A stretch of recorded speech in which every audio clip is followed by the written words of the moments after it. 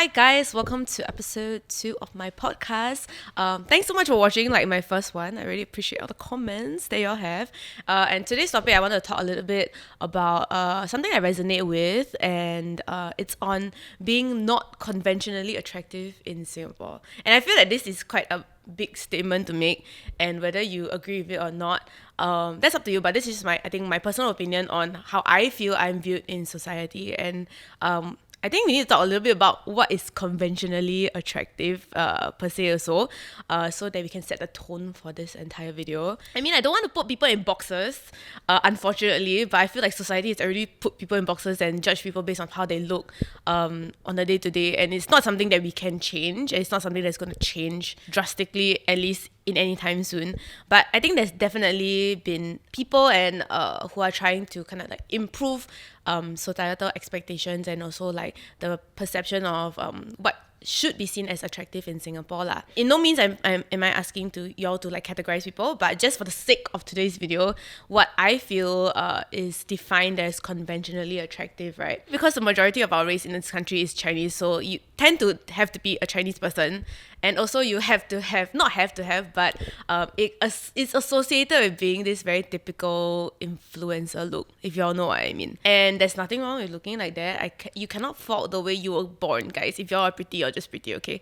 But yes, you have this particular look. What the girls you see on Instagram, later I'll give y'all some examples. Usually, it'll be people with very clean-cut looks. Their style is very like, Love Bonito girl, tinsel red girlies, or even people who have lesser tattoos. So even if you have tattoos, it's like the really, really small ones, not very obvious ones like this, also tend to have more natural kind of like appeal, like it looks so like natural hair colors. The makeup is a little bit more like just everyday girl kind of look.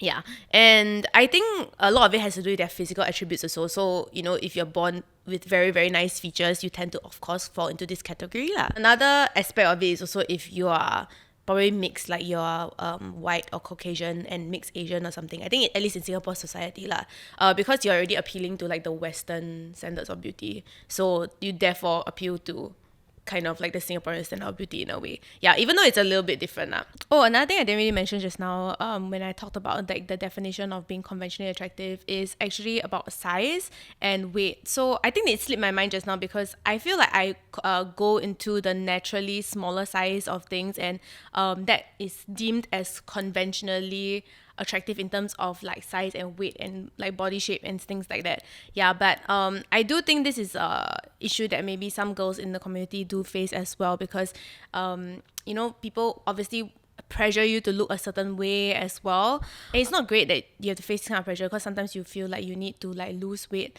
in order to feel accepted. And I've even watched videos of people saying that like, oh, when they were overweight versus when they lost a lot of weight, they've been treated very, very differently, which kind of goes with what I'm saying about like, how people treat people who are conventionally attractive differently lah. But that's what I feel is kind of associated with being conventionally attractive. Please correct me if I'm wrong also. If y'all want to share your opinions, you can always leave a comment down below lah. I'm open to hearing as well. I feel like this standard is dependent also on the countries that you live in as well, right? But let's say for Singapore, I can give y'all some examples or references of people in my head that maybe y'all are familiar with. So maybe influencers, Naomi Neo, Mongabong, who else some of them my friends also lah. Xenia, oh my god, Xenia, Sinlin, and like Rachel Wong. Like, so there's a bit of a spectrum also when it comes to this scale in a way. But I feel that when I mention these girls' names, it's also what a lot of my friends would associate with falling into this category. In a way, I think, is it a bad thing to fall into this category? I just think there are some privileges that come about with being conventionally attractive that I want to talk about in this video lah, basically. And also I want to share my experience on how people perceive me because I'm not in this group, and also what it's like being friends with people who are in this group in a way. Yeah, so that's the context of this video.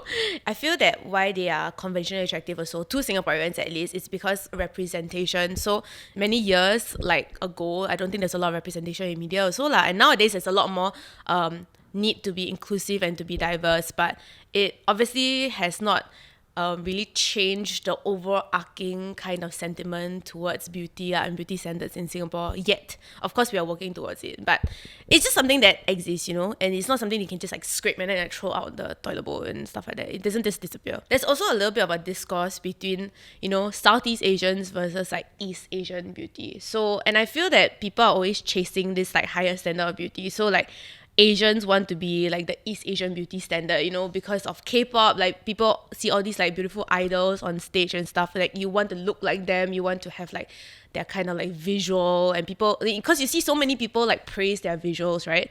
So naturally you gravitate towards like that kind of like level of beauty. But in like Western countries, it could be like towards like the white people, and why they have this particular like blue eye blonde hair standard of beauty lah.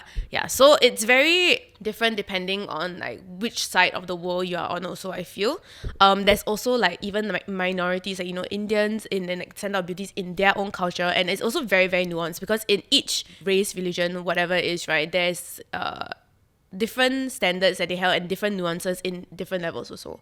Yeah, if you know what I mean. So for example, if I'm Eurasian, right, I am not like white passing in a way. I don't look like white plus Asian like immediately, but when you look at some other girls, you can see, oh, they are definitely like mixed, like white and Asian, that kind. So that's also that different level. Yeah, which is not super easy to explain, but I'll try my best to do so today. Anyway, to disclaimer again, no hate, and it is a bit of a controversial topic also. I don't want it to be sending hate to any person who looks in any different way, because everybody is amazing, okay? Y'all are amazing in your own way, okay? Let's just put it out there. Yeah. Unfortunately, despite, saying all of that, pretty privilege does exist in this world. And it's not, you can't hide it, you know what I mean? Like, people just treat you differently if you're like attractive or you're beautiful in a way. And there's nothing wrong with it, but sometimes people just need to be a little bit more self-aware lah. I think in Singapore specifically, there's this need to like fit into society.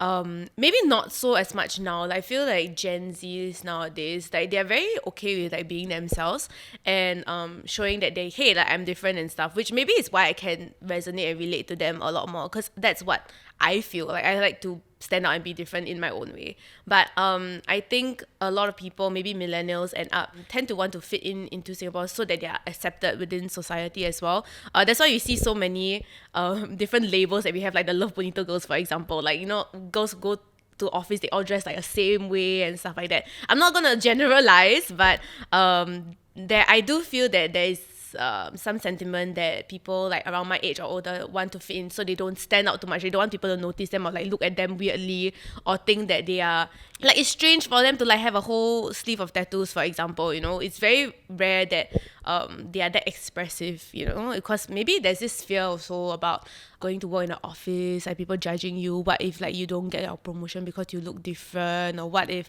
your tattoos hinder you from getting a job? Because that was like the whole situation with me when I got my tattoos, and then my mom was like, well, the consequences if you get it, and like what if you can't get a job and stuff. But that's up to you to decide lah. But I feel nowadays it's a lot more open as compared to last time, which is a good thing. But it also depends on the industry you're in. I really appreciate that the younger generation is kind of like breaking the boundaries for that lah. So we're not just like conforming to what people or the higher ups expect us to look like or expect us to behave also. But yeah, so after all that, I think maybe I'll talk a bit about my experiences growing up.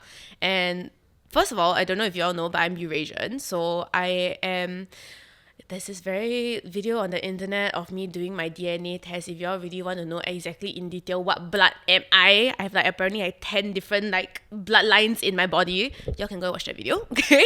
But majority of it is Chinese. So I'm like a 40-50% Chinese, and then the rest is like mixed. So I have like a lot of Southeast Asian blood, which I didn't know about, which is quite unexpected for me. I also have 2% Korean. Wow. Just kidding. Obviously it doesn't matter, but I thought it was just funny.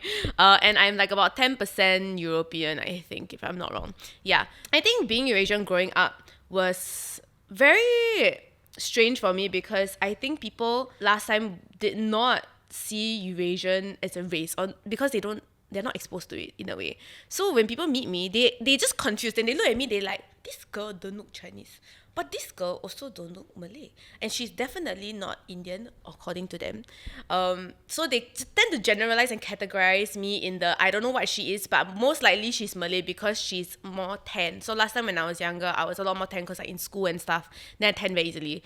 And a lot of people sometimes will speak to me in Malay, or they even ask me like, why you eat pork, that kind. Which I was like, okay, that's a valid question, but I'm like, they didn't even ask me or clarify with me like what race I was, for example. I think my physical attributes also do not necessarily look like what I would see the typical influencers look like nowadays. Or even last time, I think the looks are like still very similar. Even MediaCorp actresses, you know, how they look like last time, like a lot of people want to look like them, right? And I don't feel like I ever could look like them in a way.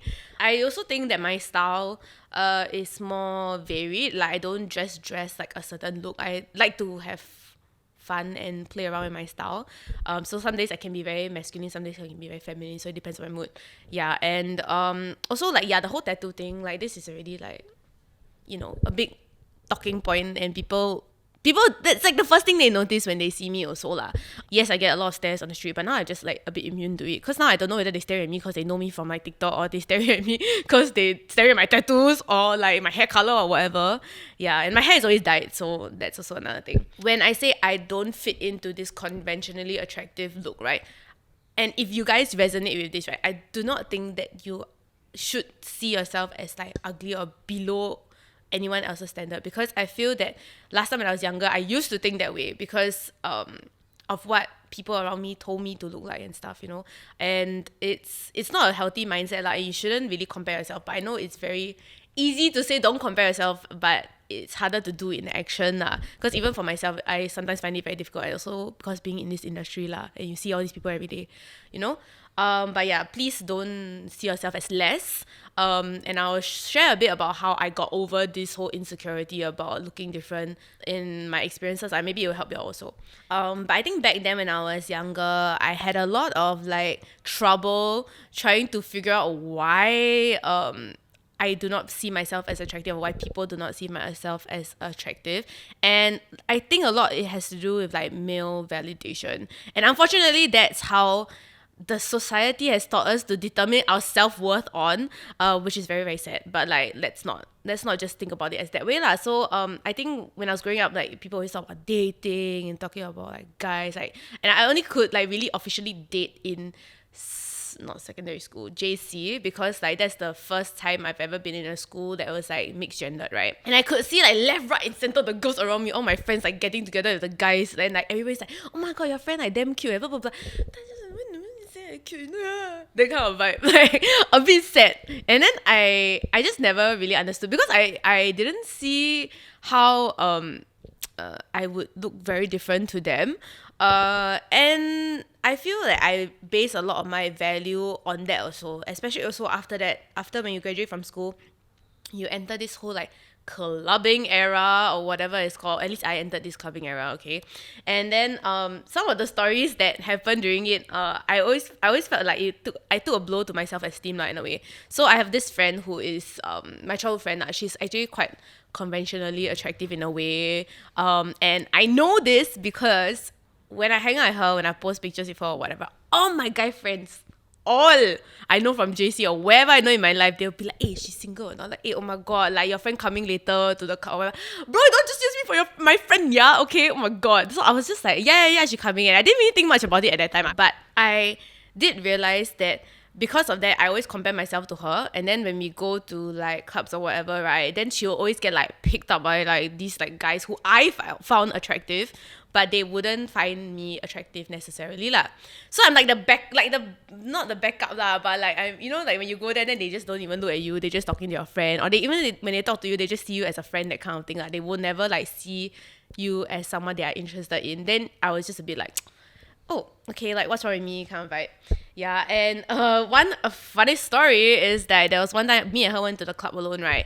Bro, this girl, like, last time I hype her up, but now I feel like I don't like the vibes that was going on. But I was a bit too naive last time to see. So went to the club, went to this table that this guy asked her to go to, and I was like, okay, slay, I'll stay at the table or whatever. And then she was with the guy, right? Suddenly she just disappeared and then go off with the guy to the dance floor or whatever. I was alone. I don't know anybody at this table, okay? Oh, damn, my God. They don't even know who I am. I don't even know them. Then I just sit there like, oh my God, help me. Until a bunch of girls came out to me who are like their friends, and then they were like, you want to go like dance? I was like, okay, thanks. Please save me. So then I went. Then it's like, they just see, like, she didn't even recognize that as like a problem. And I feel sometimes if you're attractive but not self-aware about it, right, like you can do things to like really hurt your friends up, because maybe you just think like, oh, I'm just gonna have fun with this guy or whatever, but you don't really see how that affects like the people around you as well. If like, let's say all the attention is on you, then your friends are just like shoved to the side, and then you just give all these like people who are interested in you like attention. Yeah, then the people like me who are like you're supposed to be a friend that I just left alone, and or like you just choose like guys over me or our friendship, that kind of thing. Yeah, so at the end of the day I felt like she wasn't really like an amazing friend, but you know, that was that. And that was when we were very young. So as we grow older, I think people tend to develop this sense of self-awareness after that lah. When you're younger, I think it's a bit hard, or you don't have the opportunity to grow until you like really experience it. And one thing I saw on TikTok that I wanted to talk about on Pretty Privilege, or just being like super conventionally attractive, right? A girl mentioned like, you know, if you're a New York 10, what does that mean? And I guess a New York 10 is like a girl who's like a 10 upon 10 in the scale of like how attractive you are. And she was saying about how because when I look at the video, the girl that's talking is, I really find her quite attractive, right? But for her, she feels that she's like a 7 or an 8. But she says like, I'm like, what is a 10? You know what I mean? And then she said, oh, like her friend is a 10, and like they get invited to like parties all the time. Like, and they literally they are not even like influencers. They're not even like people on social media. They're just girls who like, maybe like their friends who follow them, right? They get invited to parties. They go to like exclusive events. Like the rich people just pick them up and then like be like, hey, you want to go hang out and stuff like that. And they get to live a life that is very high flyer kind of life, right? Solely because they are attractive, and because people who have money want to surround themselves with attractive people, because in a way it makes them look good, you know, and it's what other people perceive of them. They'll be like, oh my God, this guy is hanging out with so many hot girls, that kind. And these girls get to live like this experience, like it's like a reward based kind of experience, like for their lives, you know. And some other girls like, oh my God, you haven't seen like a Miami 10. They like go to all like the wildest parties with like the richest people on boats like every day. I'm like, damn, could not be us, okay? I mean, you know, us. But I just feel it's a very rare lifestyle that only like 1% of the population get to live. And like, by all means, if you're blessed with this, go ahead, eat the rich, okay? Take all that money, go and experience life. Like, literally just go and enjoy it, because like, I mean, like, why not? You're not harming anyone, right? Overall, in a bigger perspective of things, it does affect how society will continue to view people as attractive, continue to view like what kind of people are as attractive lah. It enforces this like stereotype and stuff. That's just life, I guess. And also I want to talk a bit about like how I felt about male validation, which is what I covered a little bit before. But I do realize that, you know, basing my self-esteem off like how many people find me attractive was not the way to go. I think when I was younger, yeah, I got affected by it, but I also think that I was confident enough in my uniqueness or like style or how I am as a person that I didn't let it get to me too much. And also, if I was ever interested in someone, that's why I think I've said before on like podcasts, like I will always say that I'm interested in the person, because to me it's like these other girls will wait for guys to like chase them or whatever. I was like, I got no energy for that, okay? You know what? If you're not interested in me, just tell me straight up you're not interested, then I'll just move on with life. And just learn to like not wait for them to choose me as like a second option or like a backup option. So that's how I kind of just got over it. And I know like, okay, if I'm interested in you, I'll say it right now, but if you're not, then don't waste my time. So I really had to be not strict with myself, but tell myself that like, hey, you know, like if someone's not treating you right, then just like move on lah. There's no need to stay here and be someone's like side bitch, I guess. Yeah, it's like we don't need that in our lives. Because I didn't get this kind of validation as much as what I saw my other friends get, right? I realized that, you know, I have to find other ways to get it, like, and it's majority through myself in a way, like understanding myself and appreciating what I found attractive about myself. Doesn't mean if other people don't find that attractive about me, then who cares? Because that's what I like about myself. And it's a bit harder to learn this if you're someone who constantly receives like rewards for being attractive or being pretty in a way.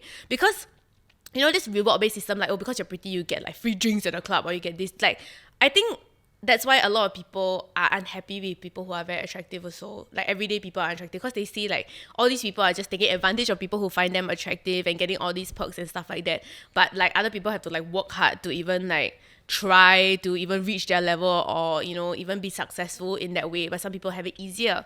I feel like, yes, there's a lot of like resentment that could come with this, but I also feel that when you don't receive this kind of thing, you learn to love yourself a lot more like faster, and find things in yourself that you really can appreciate a lot faster. So because you know that like no one is going to give it to you, so you have to give it to yourself. No, you're going to live in like a hole of like depression all the time. Like you're going to be like, oh my god, why nobody like this about me, why like blah blah blah blah, things like that. Like you don't want to put yourself down because you are not the same as other people, right? So that's how I felt and how I learned to kind of grow out of it and be more confident in myself. I mean, I do think I've always wanted to conform to this pretty girl standard. I don't think it was easy for me like to be, no, I'm going to be different, or I want to not be like them. I want to be like myself. Like I feel it was only natural for me to want to look like my friend who is attractive, because I also want to be treated this way. But I realized that it's not that it's not possible. Well, technically, if I have plastic surgery my entire face or whatever to look a certain way, then maybe it could be. But like, do you really want to go that way? I feel like I had to find some confidence in myself and the things that I appreciate about myself that make me different. So for example, I really like, since young, I really like my style. I've always been very into fashion. So I can tell myself like, hey, like, I mean, like, at least you dress differently. You can style yourself well. And girls actually look up to me in a way and like come and tell me like, oh, I really love your like outfits, like your style is like my inspiration and stuff like that. So that kind of makes me feel like very motivated to be like, okay, like this is like one unique thing about me as well. And it's not even just recently, it's like even last time when I just did blogging like on the internet, when I got like 2K followers kind, people were like DM me and stuff on like lookbook and everything. So I know that like, okay, like, hey, this is like a talent that I have and that I want to continue doing because I enjoy it also. Okay, I think one good thing that I really appreciate is that my particular look or like style or whatever it is, right, appeals a lot to my female audience. So my audience, a lot of it is like 80% girls or females and like 20% men. And I think out of the 20% who are men, a lot of them are gay, which is a slay. But yeah, I mean, no, I do not appeal to the cis heterosexual male, I feel, even though that's funny because I've had like multiple boyfriends in the past. But I just think to get to the boyfriend stage, right, I always feel like we are friends first. It's never like a instantly you're attracted to the person kind. I always feel they're very attracted to my personality or something like that after they get to know me more. Yeah, so that is one thing I've observed.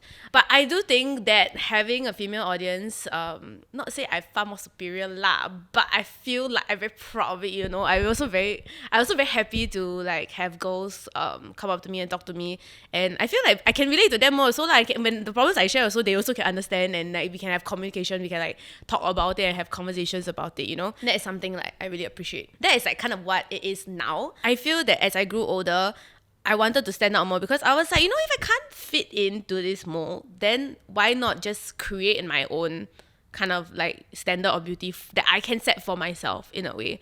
Having tattoos is always something I've been wanting for like many, many years, ever since I was like 20, right? But I just didn't want to start doing one because I was like very scared. What if I like, like people, what they say, like ugly or what? Like, what if I don't get a job and stuff? But I think after I did my first one, I was like, aya, fuck it lah, I don't care what all these people think like. In the future, I'm just gonna work in media lah, I don't care already like. And anyway, I wasn't gonna work in the civil service anyway, so it's fine. Like, if you're gonna work in civil service, then don't get tattoos, okay? It's like trust, that one trust. Like, going to be a teacher or what, then don't. But like, there's many people nowadays who are very open lah. So I was like, what, forget it, I'm just gonna do it. And then I really decided like I'm going to like full out in 2021 where I was going to do this full sleeve by a tattoo artist that I really, really love, and I've been wanting to do his work with him for like 2 years already. Like I've always waited for his DMs to open. Then he's like, one day he posted it on IG story. I was like, oh my god, it's a sign. So I just emailed him. I was like, hey. And then he was like super chill about it, and I like, it's no regrets at all, of course.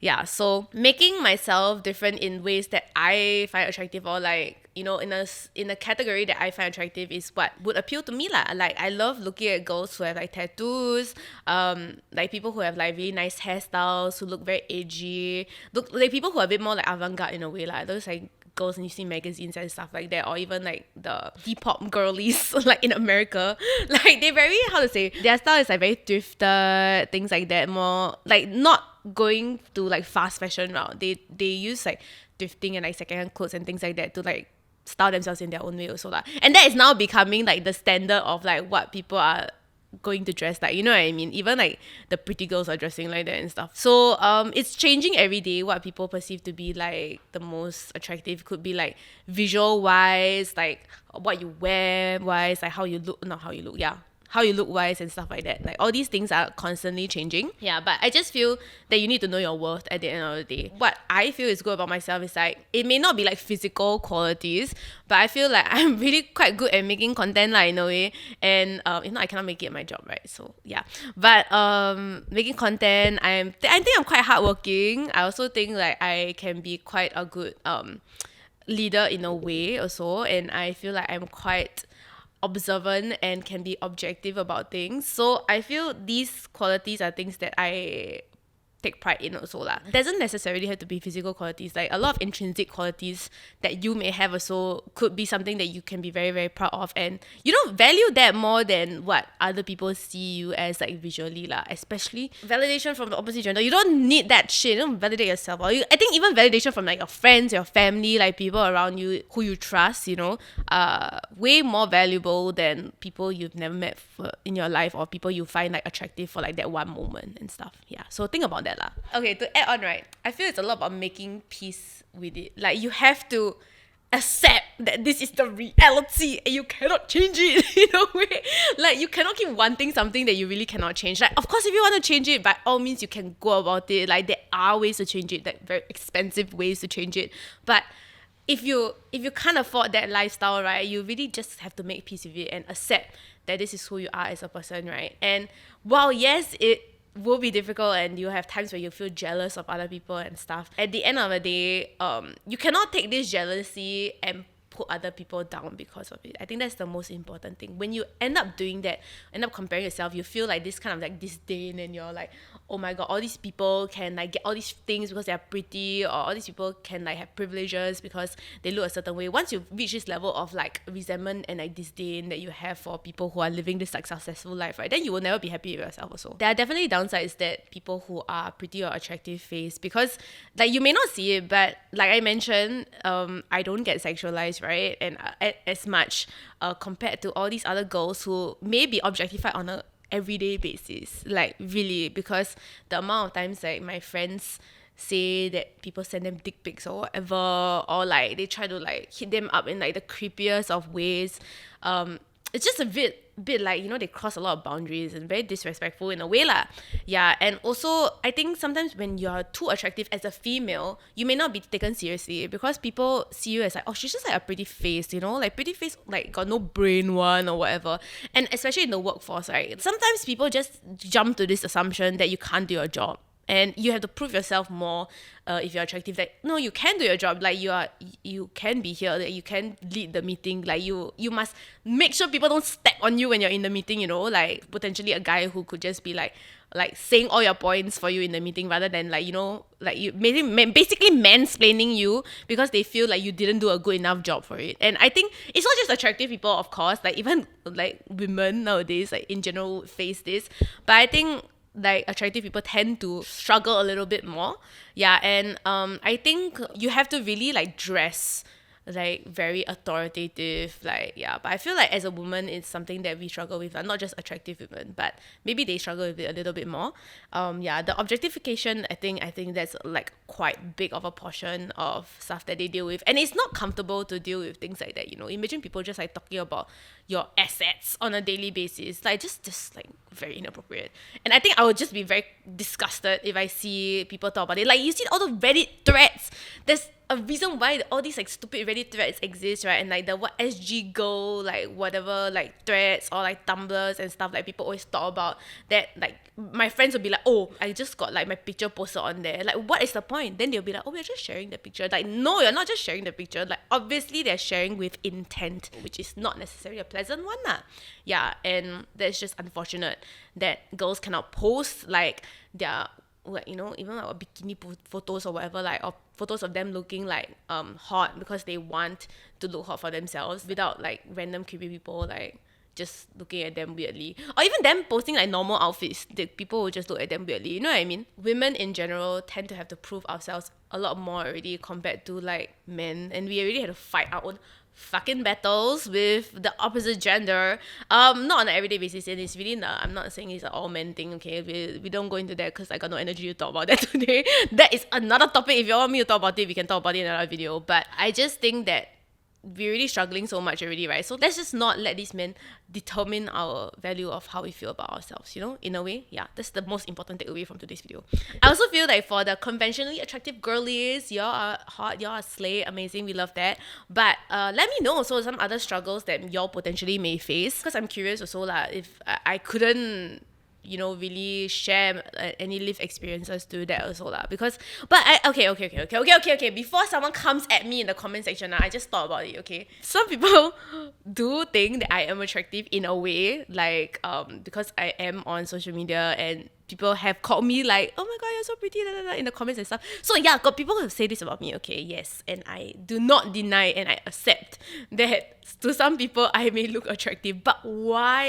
You know what I mean? Like, why do I look attractive? I don't know, maybe because I look different, maybe because I am their standard of beauty, I don't know, but it's not to say I am like not, and I may not fall into this category. I could, but I just definitely think I do not fall into the very conventional form, you know, in a way. Yes, based on the stereotypes and the people of the category that I said just now. Yeah. And finally, I guess to talk a bit about my life now and, you know, being in the industry as a influencer of sorts or whatever, right? Yeah, of course I compare myself to some people all the time. Like, it's very difficult in this industry not to compare when your entire career is based off how many likes you get, how much engagement you get, how many campaigns you get and things like that.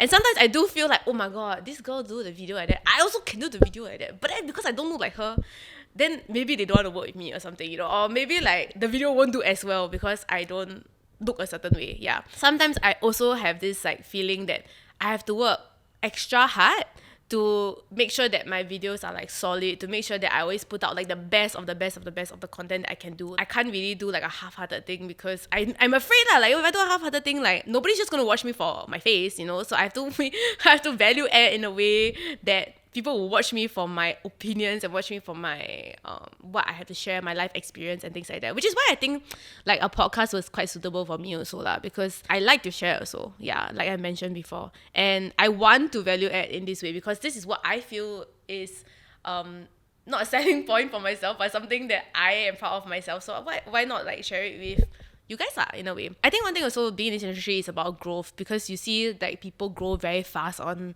platforms like TikTok nowadays. Very easy to gain followers and stuff. Like you got one viral video can get you like 100k followers like instantly. I think when it comes to growth on these platforms, like you see people grow really, really fast and stuff, but I think sometimes I don't really have that as much because maybe I cannot really appeal to the male audience like, and even though my content is not necessarily like super female centric or whatever, but I just think it's also like a visual appeal maybe. Yeah. And I mean, I just live with it. Like unfortunately it sucks sometimes, but I guess maybe guys really like content that's just very funny, or you know, like comedy content. Like I really don't do things like that, so it could be that also.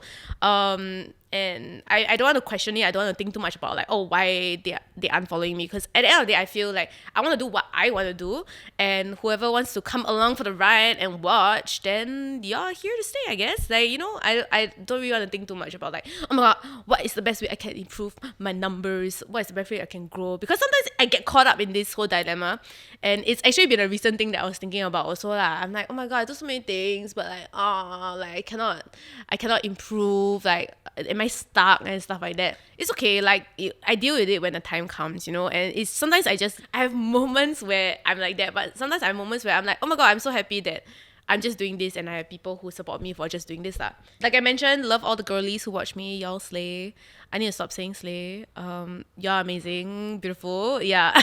And I always try my best to reply DMs whenever I can because like I genuinely enjoy building connections with people lah.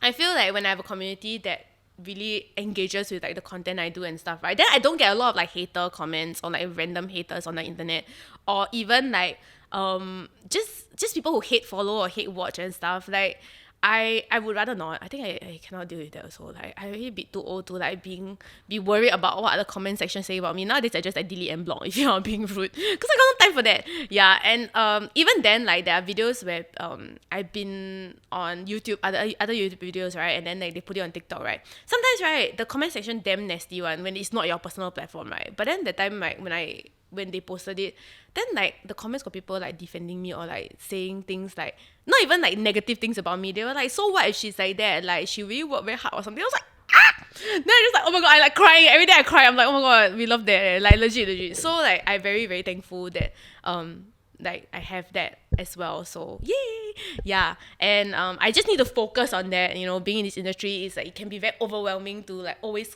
see all these like people with like big numbers and like who are pretty and being like given all these opportunities. For me is difficult lah, but like I have to try to remember why I want to do this as well. Yeah, I want to be SG Emma Chamberlain. Just kidding. But yeah, actually not kidding.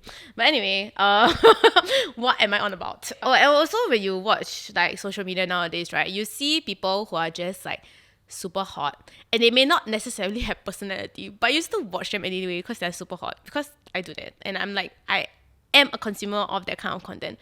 But of course it's great if you're hot and have a personality, and sometimes I wish I was like that, you know what I mean? But like not everybody can be blessed, like, you know, God is fair, I guess. Even though the system or like what society tells us to see people as, like, you can feel that it's very unjust, but like sometimes you know, you have to analyze it a bit more. Like, why are you feeling this way? Like, why are you feeling so much like negative energy? I feel like you only have one life to live, right? Literally don't live your life being negative. Like, it's damn tiring. And honestly, if you change that mindset, like if you're positive and you just try to see the good in things, I guess, about yourself, see the good in yourself as well, like you'll really feel much happier and confident in yourself. And I guess that's kind of like what I want to end this video on, is like how to like really be confident in yourself and to find that inner peace that I have found in a way. And I think one of it, or a tip that I can give, is like to really just be more than how you physically look. Like even if you're attractive, be more than just attractive. Find like, you know, think about like what kind of personality you have, like how can you like help people, you know, what are like the good qualities that are not just physical qualities that you may have, like what I did for myself, and think about that. Also very, very, very important, like this entire episode, right, is really do not put people down because you're jealous, or do not put people down because like you really like resent them.